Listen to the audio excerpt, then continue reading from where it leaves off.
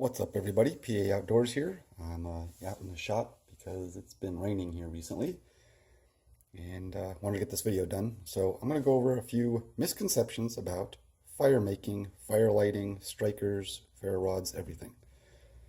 This is something that might interest you. Stay tuned.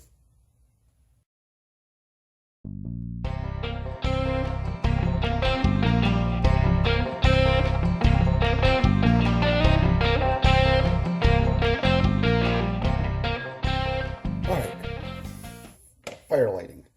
So I've seen most recently a lot of misconceptions about what you need to strike a ferrule rod, making char cloth, things like that. I see them on forums, Facebook groups, stuff like that. So I'm just going to be a quick video, just kind of go over what, hopefully I can clear up some of the misconceptions. I'm going to start with the ferrule rod. And I think most of these misconceptions come from terminology. This is a ferrule rod or a ferrocerium rod. This is a fire steel. And I think that's where we start to get some confusion. So let's set this aside. Let's stick with the ferrule rod. What do you need to strike the ferrule rod? Well, you can use a store-bought striker. These are usually like high carbon steel, hardened steel, and they do a really nice job. What else can you use? Well, I can use the back of my knife.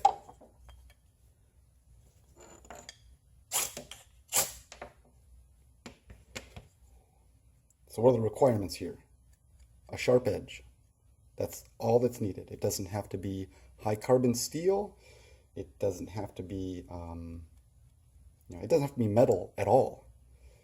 Anything with a sharp edge. Here's a piece of quartz. It's got a pretty sharp edge on it. Let's see.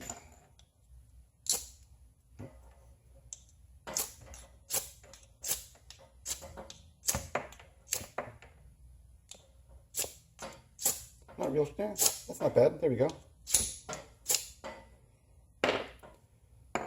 What else can we use? A piece of flint? Probably. Oh yeah, well that worked really well. It's got a good sharp edge on. What else can we use? Well, you can use broken off hacksaw blades. This is just a piece of mild steel that I bought at the hardware store just to kind of practice bevels and try my hand at some file work on the spine. But this is just mild steel bought at Home Depot or Lowe's, very low carbon. And again, just to kind of show that it doesn't have to be high carbon steel.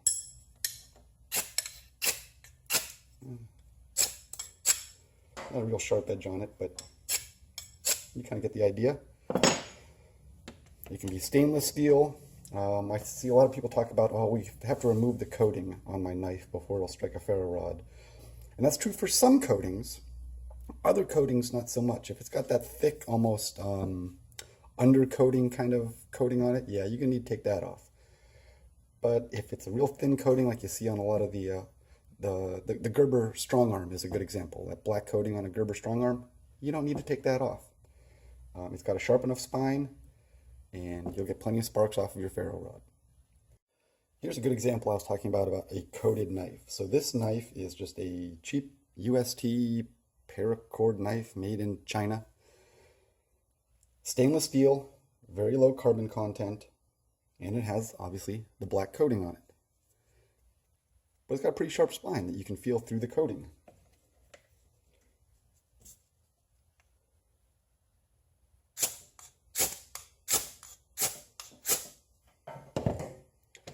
A coated knife, stainless steel, throw sparks no problem.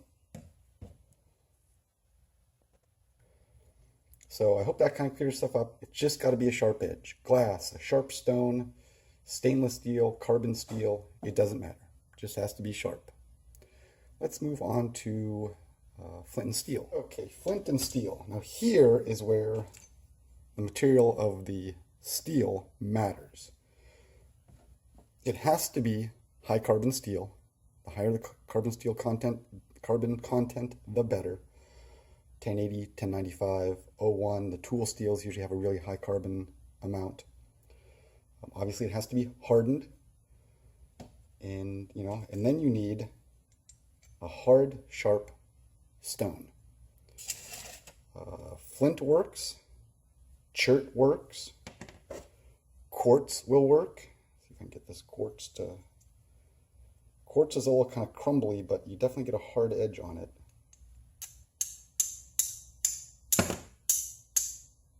Where's that sharp edge on that? Let's try this one.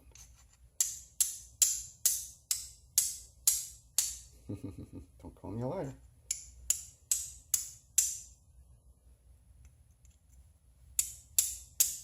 There we go. Oh, camera's up. Not a lot. Edge could be sharper. Quartz. Like I said, flint.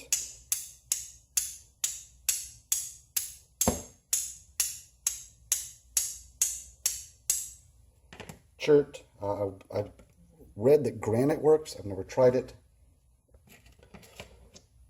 So that's what you need when you're doing flint and steel. High carbon steel.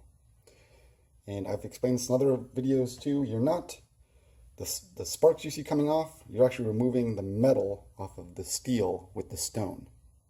You're not making sparks from the stone. The sparks are this metal coming off of the steel. Let's talk about making char.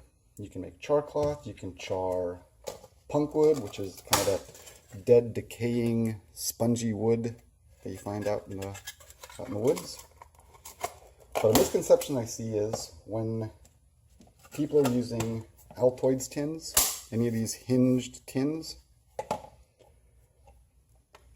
we drill a hole in them, or we punch a hole in them to let the gases escape, which makes sense if you're talking about a container that seals up really tight.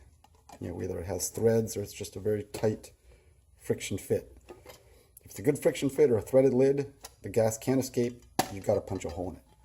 But on my last trip, I charred this punk wood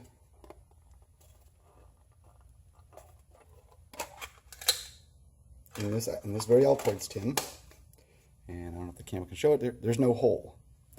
That's because these gaps in the hinges provides all the all the opening you need for the gases to escape. It worked great. Didn't punch a hole. The smoke and a little bit of the flame came out of the openings in the hinges there. It worked perfectly. So if you're talking about an Altoids tin or any sort of hinged tin, you don't need that hole. I think that's everything on flint and steel. Let's talk about a couple other things. One more thing I wanted to talk about with char cloth. I see people, they make their char cloth and they say, well, the char cloth didn't work. I must have overcooked it. You can't overcook char cloth. You can put your cloth in a tin, toss it in the fire, and you can leave it there for, hours. You can't overcook char cloth. You are removing all the impurities and just ending up with basically pure carbon. And once it becomes pure carbon, it's pure carbon. You can't overcook it. If they've made char cloth and it looks all black, most likely the couple problems are they didn't use 100% cotton. It either had some polyester or something else in it. Or, they're just struggling with their flint and steel technique and not getting the sparks onto the char cloth. But if you're using 100% cotton material or some sort of natural material, whether it be punk wood or pith from the inside of plants, any kind of plant material, natural material, cotton is a plant material. That's why you can char it. So you can't overcook char cloth. Last but not least, the Bic lighter.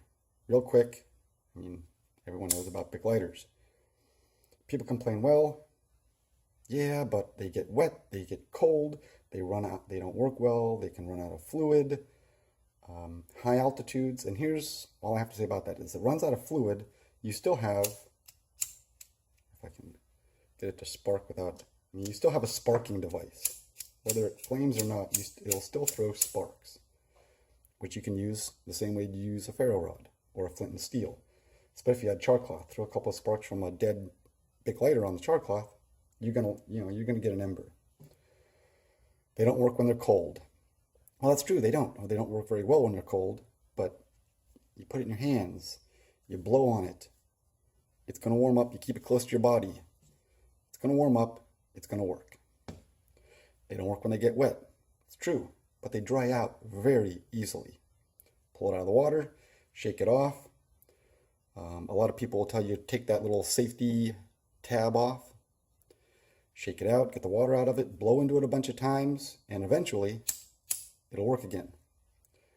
The only problem that you really can't fix with a Bic lighter is high altitude. Obviously the altitude does something with the gas, and it just doesn't work very well. So if you're in a high altitude, hopefully you have more means than just your Bic lighter, because that could cause a problem that you can't easily solve. I think that covers most of the misconceptions about fire and ignition. If there are more, or things you've heard other people say that you don't believe is correct, put them in the comments section below. I'd love to read them. And I appreciate you guys watching. Please like the video, share the video, subscribe to my channel. And as always, remember, get outdoors, enjoy yourself, but remember, be safe out there. Thanks for watching.